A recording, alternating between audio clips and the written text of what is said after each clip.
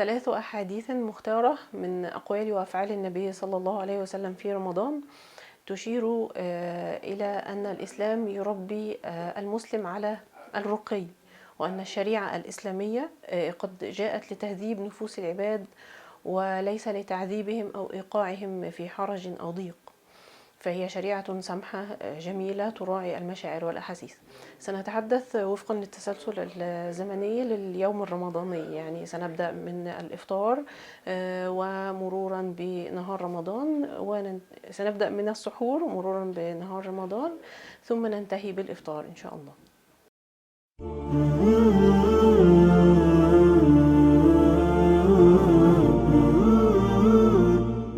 بسم الله الرحمن الرحيم. الحمد لله رب العالمين، والصلاة والسلام على سيدنا محمد وعلى آله وصحبه أجمعين. الحديث الأول رواه البخاري ومسلم عن النبي صلى الله عليه وسلم قال: تسحروا فإن في السحور بركة. وكذلك روي عنه أنه صلى الله عليه وسلم يقول: السحور أكله بركة، وفي رواية: السحور أكلة بركة، فلا تدعوه ولو أن يجرع أحدكم جرعة من ماء، فإن الله سبحانه وملائكته يصلون على المتسحرين. الحديث رواه أحمد وهو حسن بمجموع طرقه. السحور هو الطعام نفسه، الطعام ما يؤكل أو يشرب في وقت السحر. أما السحور بضم السين فهو الفعل نفسه، الأكل وقت السحر. الجرعة جرعة من ماء، الجرعة يعني بمعنى المقدار أو كمية الصغيرة من الماء. وفي قوله يصلون على المتسحرين، إن الله وملائكته يصلون على المتسحرين، الصلاة بمعنى الرحمة أو الثناء عليهم.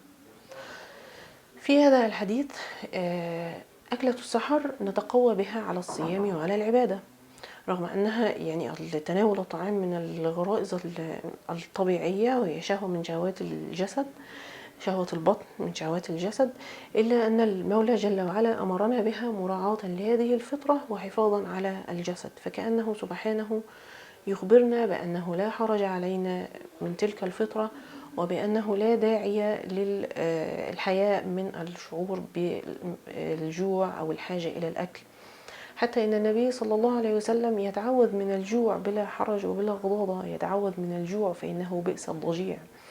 والمولى جل وعلا يقول: وكلوا واشربوا ولا تسرفوا.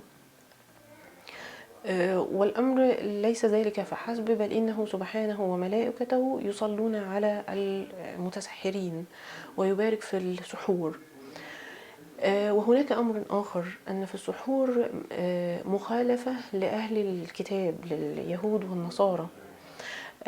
ثبت في صحيح مسلم أنه صلى الله عليه وسلم قال: فصل ما بين صيامنا وصيام أهل الكتاب أكلة السحر، تربية إيمانية راقية على ما يأتي، احترام الفطرة، الحفاظ على المشاعر، وكذلك تعميق وتعظيم الهوية الإسلامية، وذلك بمخالفتنا لليهود والنصارى.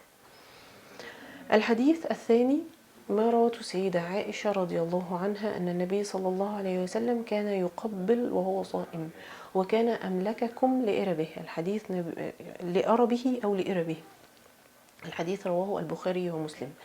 في هذا الحديث يعلمنا النبي صلى الله عليه وسلم أن إظهار الود والمحبة ليس له وقت محدد، حتى في الصيام، يعني رغم شدة الجوع والعطش ورغم عمله ودعوته. يعني طبعا من المعلوم أن النبي صلى الله عليه وسلم كان يرسخ لدين عالمي جديد، وكان ذلك يعني من أصعب فترات التاريخ على الإطلاق، إلا إنه يعني صلى الله عليه وسلم استطاع أن يشيع البهجة على كل من حوله، كان دائم الألفة والمحبة صلى الله عليه وسلم.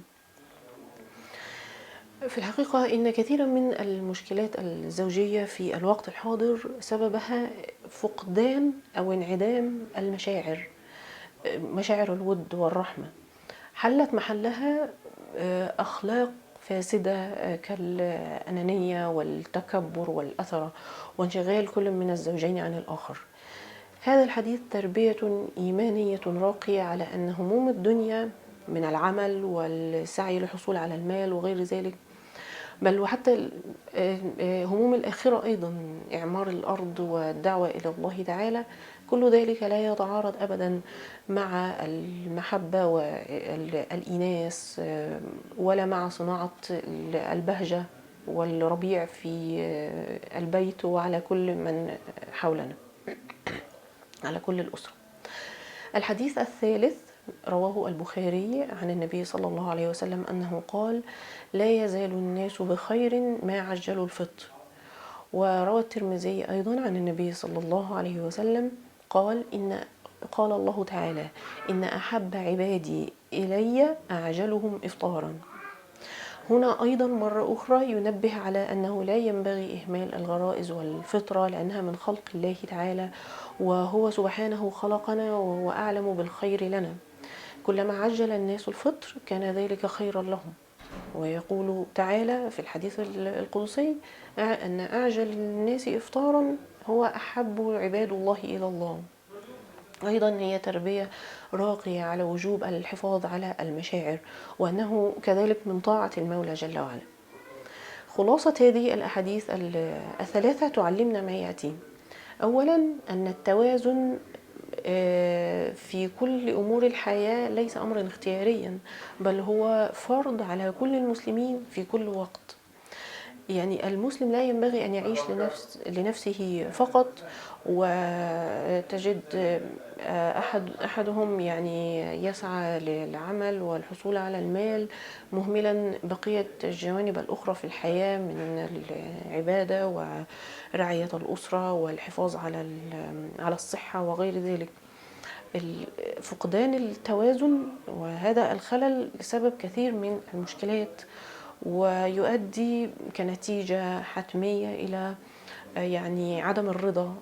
والمولى جل وعلا يريد بنا اليسر ولا يريد بنا العسر، يجنبنا الضيق والمشقة والوقوع في الحرج. ثانيا مما تعلمنا هذه الأحاديث الثلاثة أن الغلو في الدين مهلكة. يعني أنا أقصد أن تعجيل الفطر وتناول أكلة السحر هو الحق الذي لا مراء فيه ومن قمة العبودية. أما تأخير الفطر مثلا إلى ما بعد انتهاء أذان المغرب، أو ترك أكلة السحور بزعم الزهد، فهذا غلو لا دليل عليه. والنبي صلى الله عليه وسلم يقول: إياكم والغلو في الدين فإنما أهلك من كان قبلكم الغلو في الدين. ثالثا، وهي مهمة جدا، أن إشباع الشهوة ليس على إطلاقه، وإنما في حدود ما أمر الله تعالى به. يعني النبي صلى الله عليه وسلم في مثلا الفطر، تناول الطعام، إشباع شهوة البطن، يقول: بحسب ابن آدم لقيمات، أو في رواية أكلات يقيمن صلبه، فإن كان لا محالة فثلث لطعامه وثلث لشرابه وثلث لنفسه. وذلك سواء كان في الإفطار أو في السحور، وسواء كان أيضا في رمضان أو في غير رمضان. يعني هو توجيه نبوي عام، لأن التخمة هي أصل كل داء. ويعني تقليل الطعام منافعه كثيرة.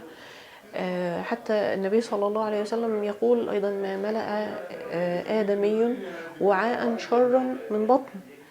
فتقليل الطعام له منافع كثيرة، أولها وعلى الأقل هي استطاعة العبادة، أن نستطيع أن نقوم للعبادة، نصوم، نقوم الليل ونصلي وهكذا.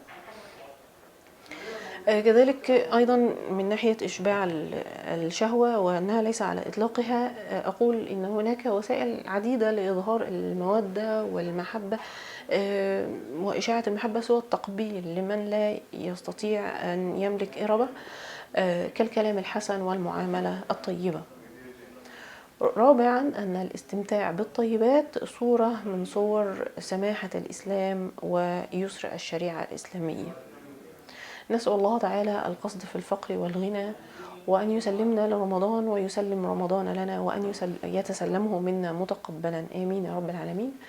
سبحانك اللهم وبحمدك، نشهد أن لا إله إلا أنت، نستغفرك ونتوب إليك. والسلام عليكم ورحمة الله.